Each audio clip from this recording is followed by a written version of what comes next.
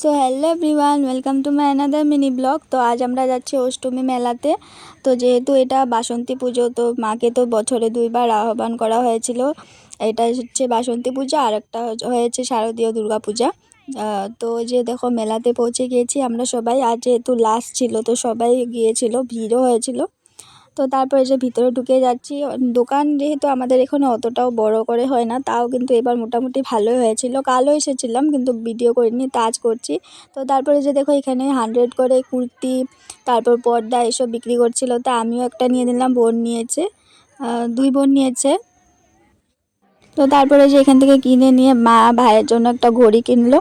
তো তারপর এখানে সফটওয়্যারসের দোকান ছিল, তো ভালোই লাগে দেখতে। এখানে প্রচণ্ড কিন্তু খাওয়ার মানে হোটেল টাইপের অনেক দোকান ছিল অনেকগুলো। তো তারপর গরমও ছিল অনেকটা। এই যে বান্ধবী দিয়া ওদের দোকান দিয়েছিল, তো এখান থেকে ক্যালেন্ডার নিয়েছি। তারপর একটা কসমেটিক দোকান ঢুকেছিলাম, কিছু কিছু নিয়েছি, বাড়ি গিয়ে শেয়ার করবো তোমাদের সাথে। তারপর যেহেতু রাত হয়ে গিয়েছিল আর গরমও লাগছিল, সেই জন্য আইসক্রিম খেয়ে নিচ্ছি। এই যে আমরা 3জন, আর ওরা আগে খেয়ে নিয়েছিল আমরা যখন কসমেটিকের দোকানে গেছিলাম। তো তারপরে যে এখানে ফটো দেখছিল মা বজরংবলী। তো তারপরে এই যে দেখো রান্নাবাটি।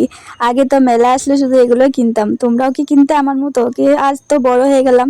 তো তারপরে যে বাড়ির দিকে রওনা হলাম। রাস্তাতে দেখো এই যে বগরি আচার বিক্রি করছিল, তো মা এখান থেকে নিয়ে নিল। তো তারপর আমরা মণ্ডপে আসলাম। এই যে মামা ভাই সবাই যে বসে আছে, ভাই এখানে দেখো ঢাকের সামনে বসে আছে। তো আমার মনটা খুব ভালো লাগছিল মার সামনে বসে থাকতে। তো এই যে ফাইনালি বাড়ি চলে আসলাম।